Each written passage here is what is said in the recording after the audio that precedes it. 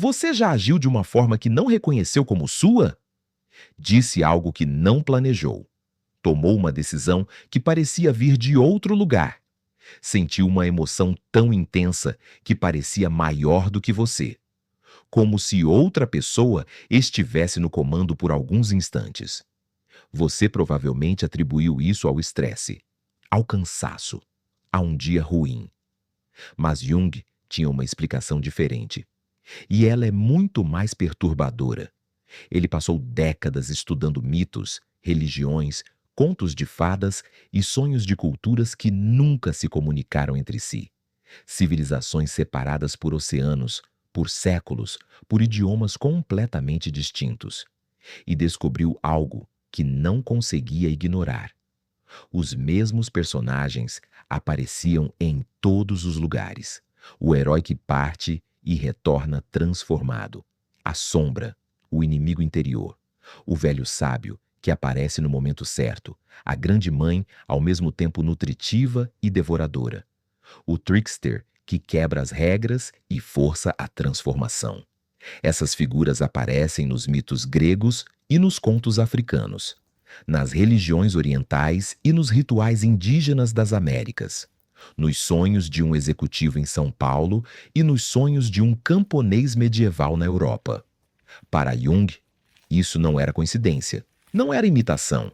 Era prova de que esses personagens não vêm de fora, eles vêm de dentro. Jung chamou essas figuras de arquétipos. A palavra vem do grego arché, origem, e typos, modelo, padrão primordial. Um arquétipo não é uma memória pessoal. É uma estrutura herdada, gravada na camada mais profunda da psique humana ao longo de milhões de anos. Jung chamou essa camada de inconsciente coletivo. Diferente do inconsciente pessoal, que guarda suas memórias e traumas, o inconsciente coletivo não pertence a você. Ele pertence à espécie humana inteira.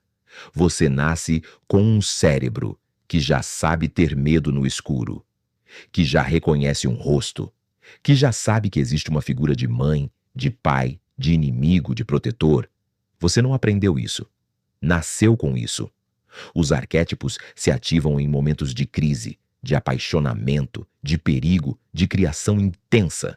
E quando se ativam, assumem o controle.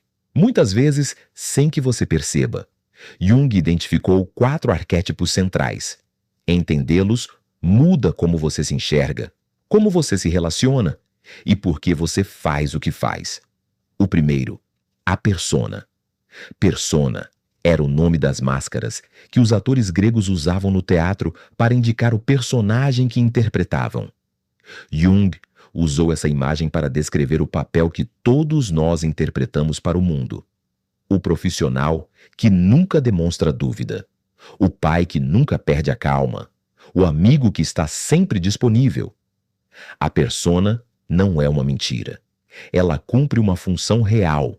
Permite que você funcione em sociedade, que seja aceito, que construa relações e reputação. Mas ela também não é toda a verdade. O problema começa quando você esquece que está usando uma máscara, quando a confunde com quem você realmente é, quando investe tanta energia na construção da sua persona que não sobra espaço para o que existe por baixo dela. E por baixo de toda persona, sem exceção, existe algo que ela foi construída exatamente para esconder. Se você está chegando agora, inscreva-se no canal Arquétipo. Toda semana, um novo conceito de Jung que vai mudar como você se enxerga. Ative o sino para não perder nenhum vídeo. O segundo, a sombra. A sombra é tudo o que você decidiu, ou foi forçado, a excluir da sua imagem de si mesmo. Os impulsos que nega, as emoções que reprova quando surgem, os traços que critica nos outros com uma intensidade que revela algo sobre você. A sombra se forma desde a infância. A criança aprende o que é aceito e o que é rejeitado, e começa a empurrar para o inconsciente tudo o que ameaça aprovação e pertencimento. Com o tempo, a persona fica mais polida, e a sombra fica mais densa. Jung tinha uma frase precisa, Quanto mais perfeita a persona, mais escura a sombra. Porque tudo que você exclui da sua imagem pública não desaparece. Vai direto para o porão da psique e de lá continua agindo. O terceiro arquétipo, anima e animus. Todo homem carrega dentro de si uma figura feminina interior. Jung chamou de anima. Toda mulher carrega dentro de si uma figura masculina interior. Jung chamou de animus. Esses arquétipos representam o lado contrassexual da psique, as qualidades que a cultura historicamente atribuiu ao sexo oposto e que, por isso, foram empurradas para o inconsciente.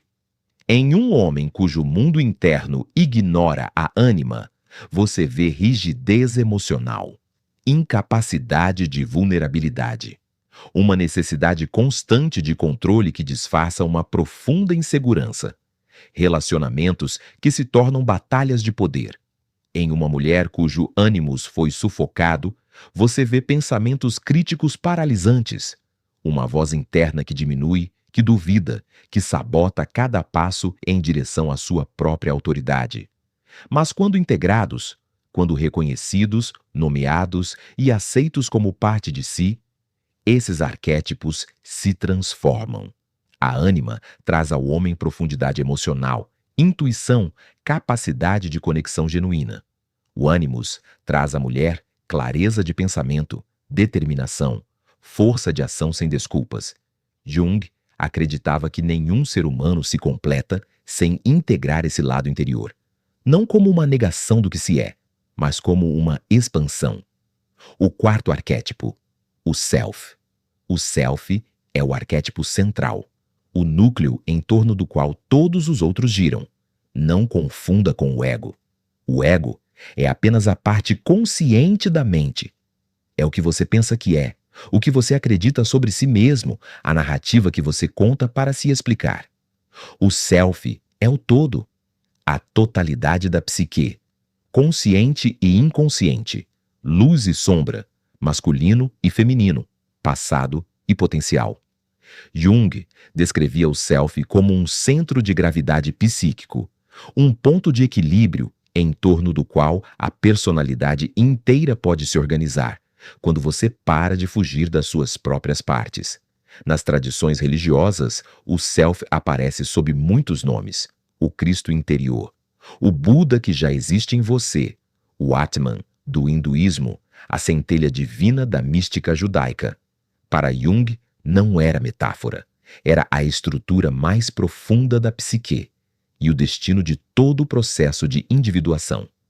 Chegar ao self não é um ponto de chegada com data marcada, é uma direção, um processo que se desdobra ao longo de uma vida inteira, às vezes doloroso, às vezes libertador, sempre transformador.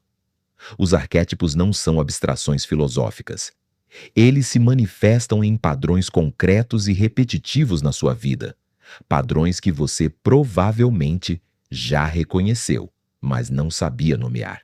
Quando você se apaixona perdidamente por alguém que, no fundo, não é bom para você, e mesmo assim não consegue sair, a ânima ou o ânimos foi projetado nessa pessoa. Você não está amando quem ela é, está amando o arquétipo que ela desperta em você. Quando você admira alguém com uma intensidade que vai além do razoável, ou odeia com uma força desproporcional à situação, você está reagindo a um arquétipo que essa pessoa ativou. Está vendo em fora o que existe dentro. Quando você assume automaticamente um papel em qualquer grupo que entra, o líder, o mediador, o rebelde, o cuidador, o bode expiatório, um arquétipo tomou a dianteira antes mesmo que você tivesse tempo de escolher. Jung dizia: quando um complexo arquetipal se ativa, você não o possui. Ele te possui. E a única saída é o que ele chamou de tornar o inconsciente consciente. Nomear o arquétipo em ação. Observar de fora o que antes te movia por dentro. Criar distância entre o que você sente e o que você faz com esse sentimento. Esse é o trabalho. Não é confortável, não é rápido, não tem fim definitivo, mas é o único caminho para parar de ser movido por forças que você não vê e começar a fazer escolhas que são genuinamente suas. Jung escreveu: até que você torne o inconsciente consciente, ele vai dirigir sua vida, e você vai chamá-lo de destino. Os arquétipos não desaparecem quando ignorados. Eles crescem e, eventualmente, falam, através das suas escolhas, dos seus relacionamentos, dos padrões que você continua repetindo sem entender por quê. No próximo vídeo, vamos entrar fundo na persona, a máscara que você construiu para sobreviver no mundo, e no que acontece quando você a usa por tempo demais. Se este vídeo fez você pensar, compartilhe com alguém que vive repetindo os mesmos padrões sem entender por quê. Talvez seja a hora de ela conhecer os personagens que moram dentro dela.